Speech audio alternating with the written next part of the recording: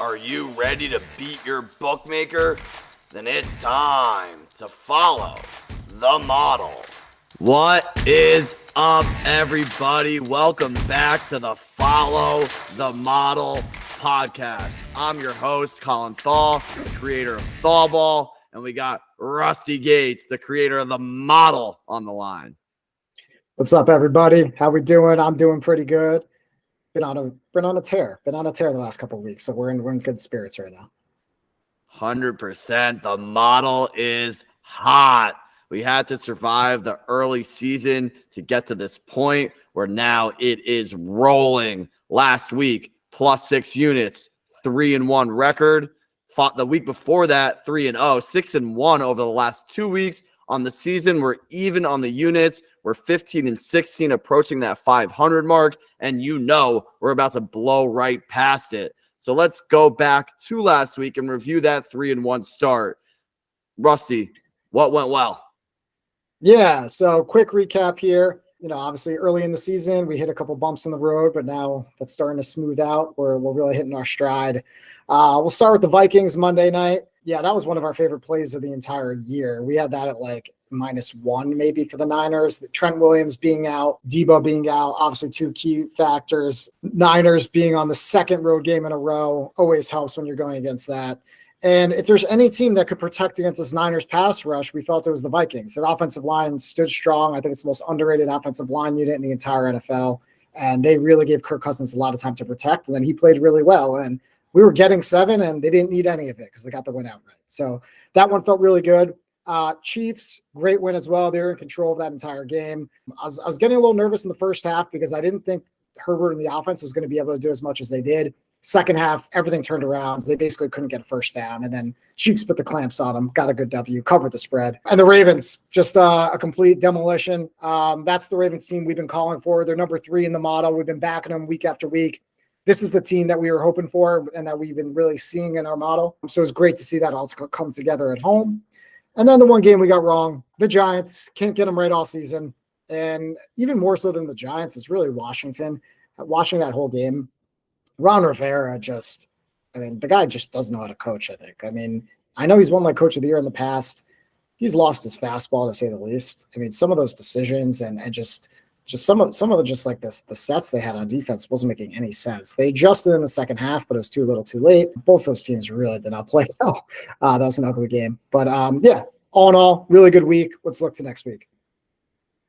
Absolutely. What a week for the model. Most of those games, like you said, not even close. The Vikings offensive line, like you said, I saw their left tackle, highest graded left tackle in the league last week, and they got the money line win as 7-point dogs. So that was an easy W for the model. And same, like you said, with Chiefs and Ravens. So with that momentum, we move on to this week, and we're going to keep it going. We got 6 plays, maybe a couple more that we're also watching. And hey, let's go 6-0, right? We could do it. Almost did it last week. Did it the week before. So we're going to start with the Texans. CJ Stroud has been a revelation to start his NFL career, and they're -3 at the other top rookie quarterback, Bryce Young, and the Carolina Panthers. Yeah, just to take a second and talk about last week where we loved 3 or 4 plays, right? We really loved them. They were some of our biggest unit plays. This week we're gonna have probably a lot of plays, but not as many that are gonna be as high confidence. So it'll give a lot of fun for the bettors though, right? Because we're gonna be spraying in a lot of these games. Let's start with the Texans. I don't get this spread. I really don't. I know the public's gonna be all over the Texans because they're probably just looking at this like, why are they only -3? They've been playing really good football. They've won 3 of their last 4 games. They destroyed the Steelers. They destroyed the Jaguars on the road. Got a nice win against the Saints in their last outing. Their only loss over the last 4 weeks was a close one against the Falcons. That was a back-and-forth game. And the Panthers are winless. So it begs the question, why is this spread only 3? I really don't get it. The Texans are turning on the Jets. They're also getting everyone back healthy from injury, who missed the first few weeks as well on the offensive line and in the secondary. Yeah, I'm throwing my hands up as to why the spread isn't like 6 or something like that. So lock this in for -3. We really like the Texans and really like the way CJ Stroud's playing. Strange times indeed. Maybe it's a spooky Halloween season trap for the Texans, but the model doesn't think so, and we're going to stick with them in Carolina. Moving on, we got an NFC North divisional matchup, and that's the Vikings. You got them at +1. You can still grab them at money line today. They're at Green Bay, who has struggled for most of the year, save for a couple late comebacks from Jordan Love. It does seem like the offense heats up late in games, but really struggles for most of it, and they're seem below average, I would say. Yeah, we talked about the Vikings 2 weeks ago when we were saying, or maybe it was even last when we were saying, who's really been a riser or faller in the model over the first 4, 5, 6 weeks. Vikings, we said, even though they were 2-4, they jumped from 13 to 9. And so it's a team we knew we were going to start getting behind. The offensive line's been, like we were saying earlier, the best, if not one of the best in the league. And they're just a much, much better team than Green Bay right now. Green Bay is also pretty banged up. They got a lot of injuries. Jare Alexander, their corner, has been out. Bakhtiari, their left tackle, is out for the season. And then just a whole bunch of other injuries on defense. Darnell Savage, their safety, just went on IR. So they're really banged up. I get they're home. But if this is a pick 'em, I'm taking the Vikings all day. I think the Packers aren't making the playoffs, and I think the Vikings are going to make a late season run and really take a stab at even the division crown and knock off the Lions. Wow, a big prediction there. I mean, Detroit did look lost last week. Minnesota's going to have to make up some ground to cover it, but hey, it's early still, so definitely possible. Maybe a little sprinkle on a live divisional bet that you could get in some places, but very interesting there. And the Vikings look to go for 2 in a row. As a USC fan, I love the way Jordan Addison played last week. He really balled out, and that was awesome to see. Yeah. So moving on to another team that you've been backing recently that is starting to dominate, and that's the Baltimore Ravens. Ravens flock, stand up, and they're going to Arizona as 8-point favorites.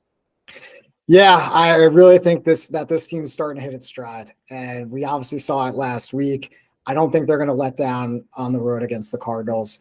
Obviously, it's a big spread, so you got to be aware of that, but we're still seeing value here. We think the spread should actually be almost 13 points. We're not so high on Seattle last week, and Seattle got a pretty easy win, winning by 10 points.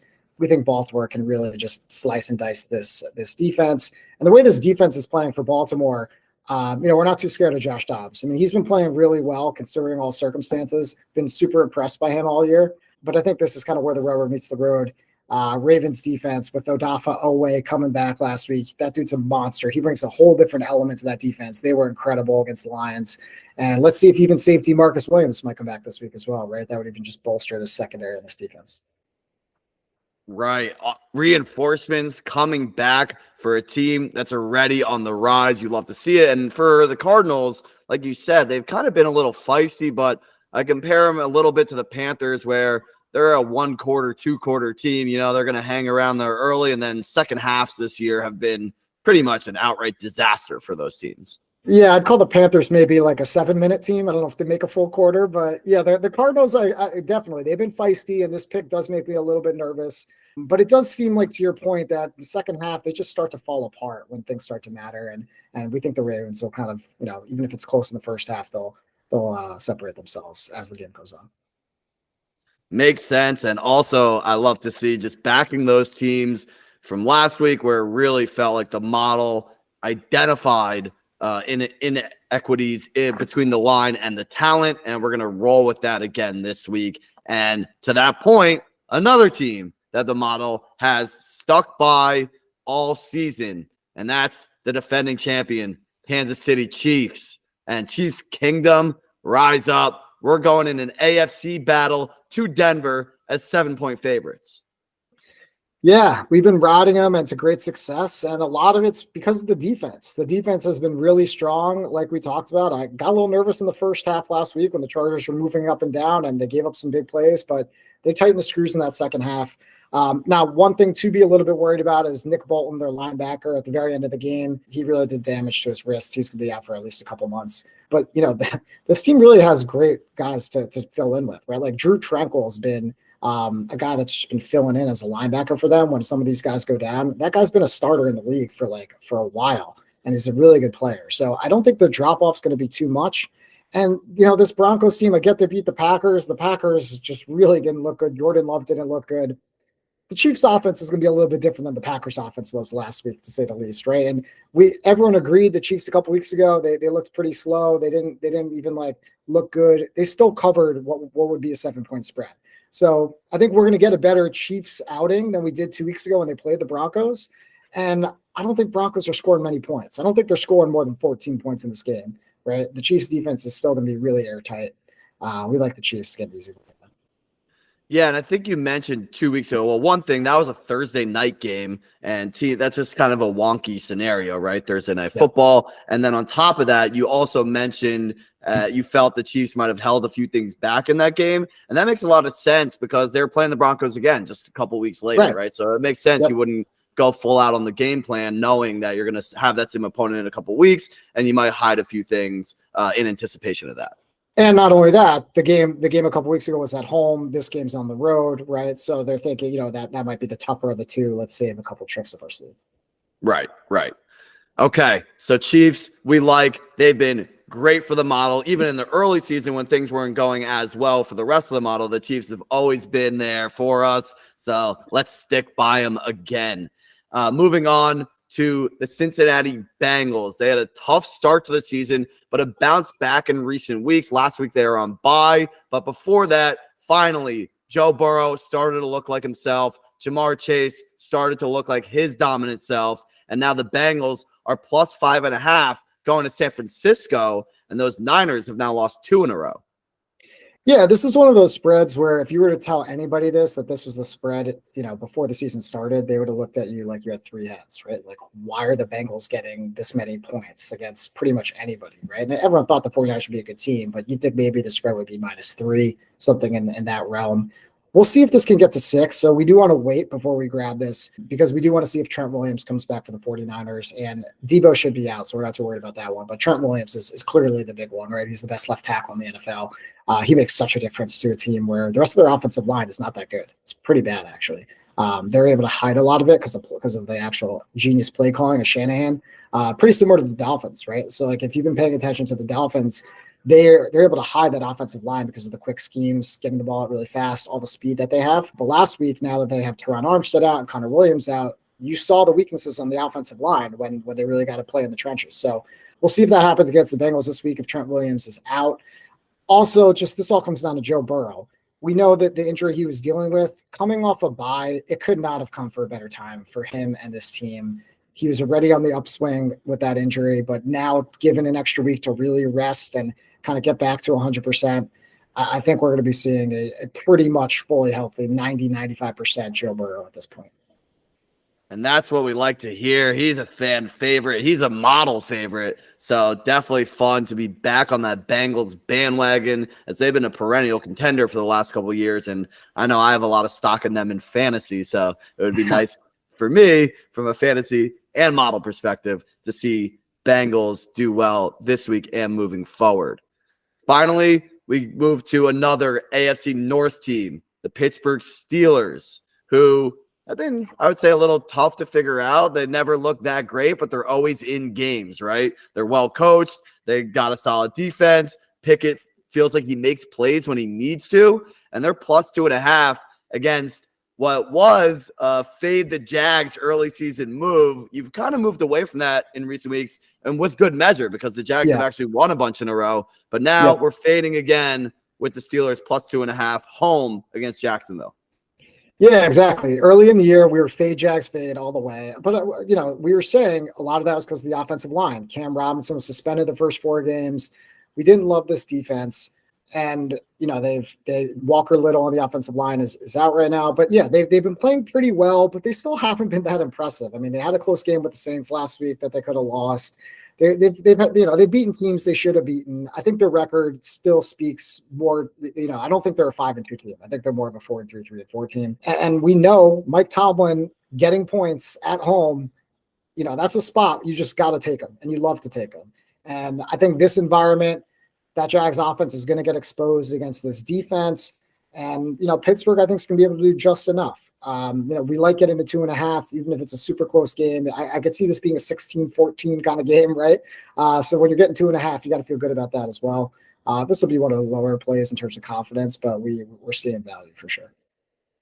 Love it. And yeah, one more thing to note on those Jaguars, you might as well call them the London Jags, right? So because they got 2 of those wins, what's basically a home away from home for them, and they stayed overseas in that week. So just a massive advantage that I don't even know if we've seen in the past. Maybe we have, but definitely a unique advantage for Jacksonville in those 2 games that aided to that 5-2 record. Yeah, So those are the plays this week, 6 of them. And then you also have an others to watch section. In that section, we have the Raiders. And last week was a train wreck, to say the least, for Las Vegas. Wow. We went back in the time machine there. But talking about time machine, Brian Hoyer, I mean, maybe he was serviceable 10 years ago.